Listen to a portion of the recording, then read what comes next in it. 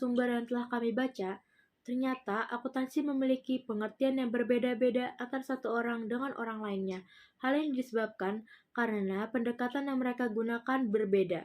Ada yang berpendapat bahwa akuntansi adalah seni, ada juga yang berpendapat bahwa akuntansi adalah bisnis, ada lagi yang berpendapat bahwa akuntansi adalah catatan histori dan seterusnya.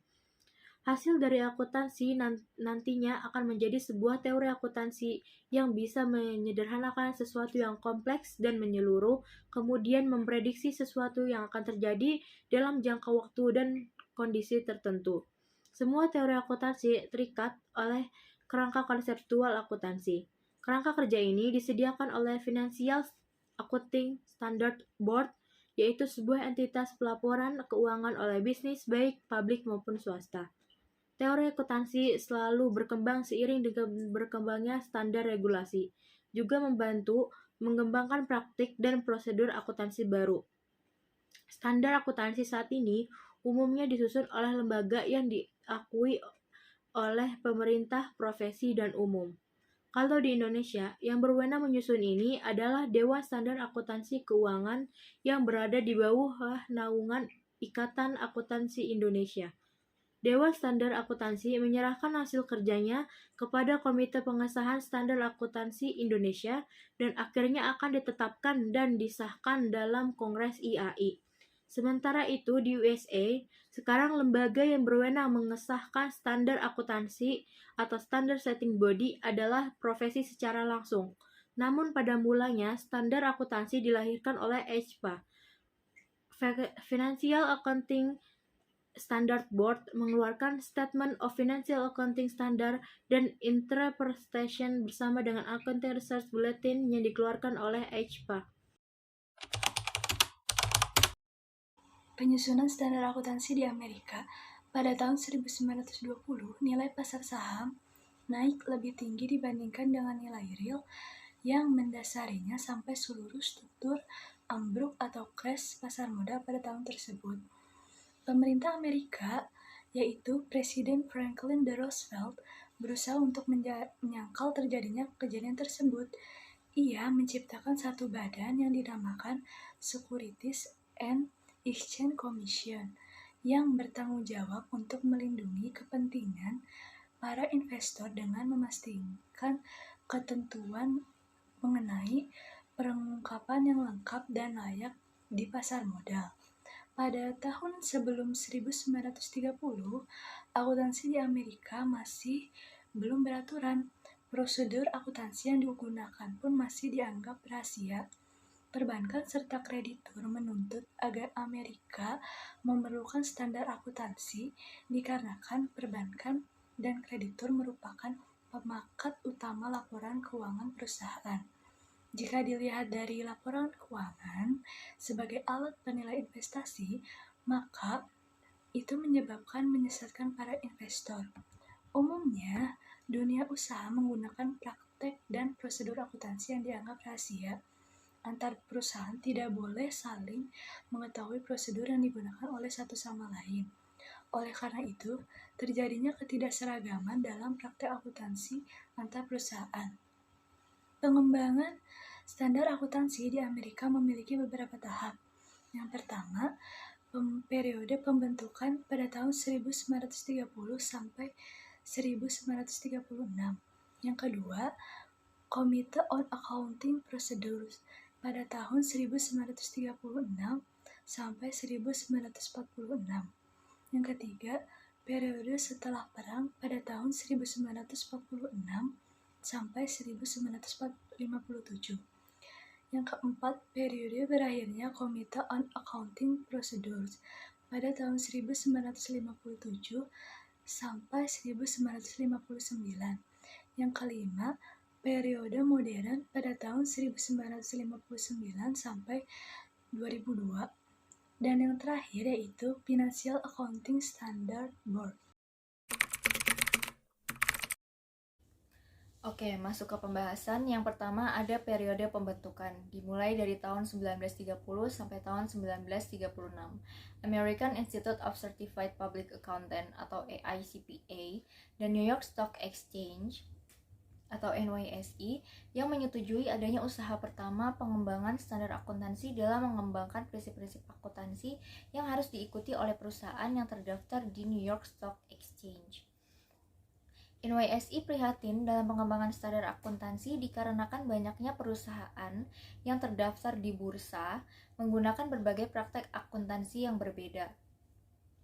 Istilah Five Board Accounting Principles merupakan hasil kerjasama yang disiapkan oleh AICPA dan disetujui oleh Komite NYSE. Kemudian yang kedua ada Komite on Accounting Procedures tahun 1936 sampai tahun 1946. Komite yang dibentuk pada tahun 1933 oleh AICPA untuk mengembangkan prinsip akuntansi tidak banyak yang bisa dikerjakan dengan baik. Kemudian pada tahun 1936 digantikan oleh Komite on Accounting Procedures atau CAP dengan beranggotakan 10 orang. CAP menerbitkan prinsip akuntansi yang memiliki dukungan otoritas pada tahun 1939. Namun nyatanya pada tahun 1939 sampai tahun 1946 tidak menghasilkan prinsip akuntansi yang komprehensif, namun menghasilkan dua kontribusi penting, yaitu yang pertama, keseragaman praktek akuntansi secara signifikan telah mengalami perbaikan. Yang kedua, kebijakan akuntansi yang dibuat di Amerika hanya untuk sektor swasta. Kemudian yang ketiga ada periode setelah perang dimulai dari tahun 1946 sampai 1957.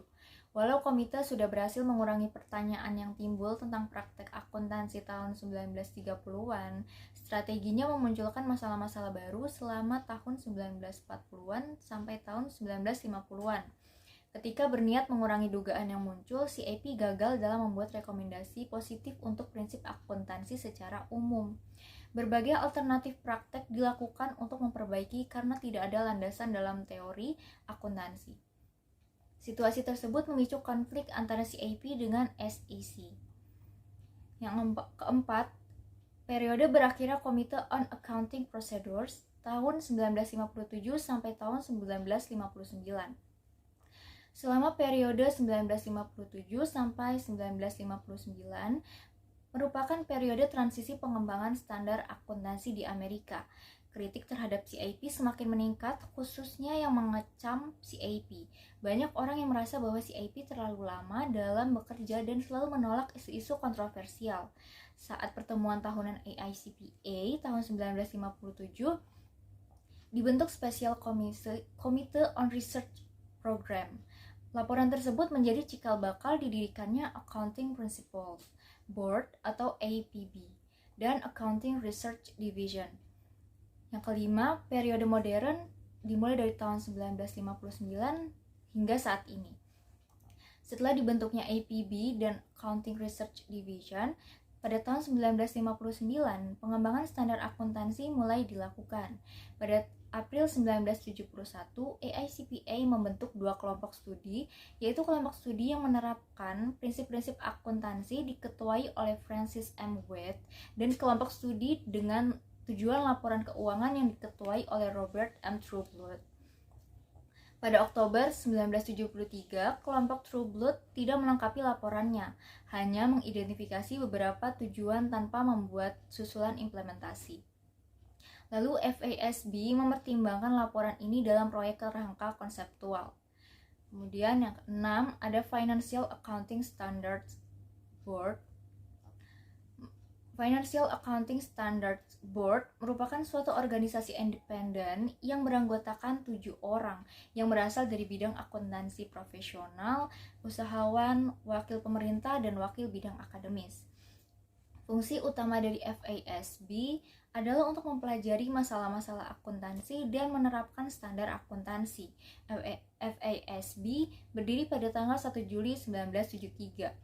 Pada tahun 1977, struktur FASB mengalami perubahan dan memodifikasi perubahan sebagai hasil rekomendasi dari struktur Committee of the Financial Accounting Foundation atau FAF.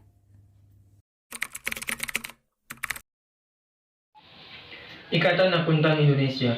Dalam penyusunan standar akuntansi, Indonesia mengacu pada Amerika sejak didirikan pada tanggal 23 Desember 1957. Ikatan Akuntan Indonesia telah melakukan kongres sebanyak 8 kali.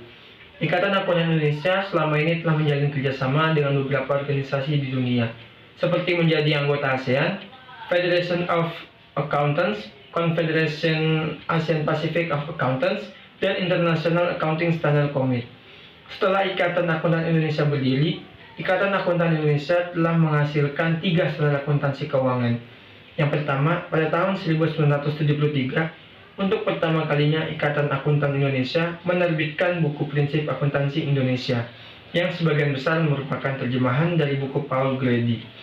Lalu pada tahun 1984, buku prinsip akuntansi Indonesia pada tahun 1984 telah menggantikan buku prinsip akuntansi Indonesia pada tahun 1973 yang diterbitkan oleh Komite Prinsip Akuntansi Indonesia dengan melakukan revisi secara mendasar. Lalu yang terakhir pada tahun 1994, Ikatan Akuntan Indonesia kembali melakukan revisi total pada buku prinsip akuntansi Indonesia yang pada tahun 1984 dan sejak saat itu mengeluarkan serial standar keuangan yang diberi nama Standar Akuntansi Keuangan atau SAK yang diterbitkan pada tanggal 1 Oktober 1994. Standar yang dikeluarkan tersebut sesuai dengan standar akuntansi internasional yang dikeluarkan oleh IASC. PSAK akan terus bertambah dan revisi sesuai kebutuhan perkembangan bisnis dan profesi akuntan.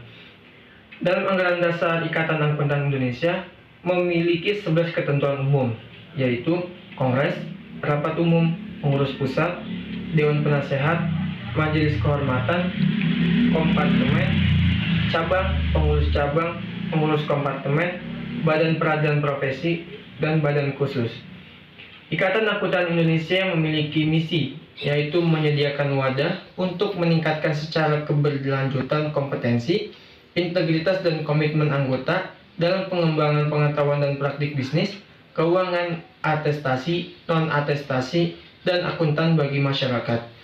Lalu Ikatan Akuntan Indonesia memiliki visi, yaitu menjadi profesi terdepan sebagai agen perubahan dalam perkembangan pengetahuan dan praktik bisnis, keuangan, atestasi, non-atestasi, dan akuntansi yang berorientasi pada etika dan tanggung jawab sosial dan lingkungan hidup dalam perspektif global. Jadi kesimpulan dari pembahasan kali ini yaitu untuk memudahkan dalam pembentukan standar akuntansi, kita ini perlu melihat sejarah pembentukan akuntansi yang ada di Amerika. Karena akuntansi di Amerika ini sudah cukup berpengalaman dan juga sudah sejak lama meneliti tentang standar akuntansi. Kemudian dipengaruhi juga oleh lingkungan politik dan ekonomi serta organisasi profesi. Perkembangan akuntansi di Indonesia ini mengalami pasang surut. Proses dalam pembentukan standar akuntansi juga cukup sulit karena melibatkan aspek politik, bisnis, dan juga sosial budaya. Namun di sini aspek politik cukup dominan karena tarikan beberapa kepentingan baik pihak pemerintah, swasta, maupun profesi akuntan itu sendiri. Hal ini dapat dipahami karena standar akuntansi yang akan diberlakukan mengikat semua pihak. Nah, dalam pengembangan standar akuntansi di Amerika ini dibagi menjadi 3 tahapan.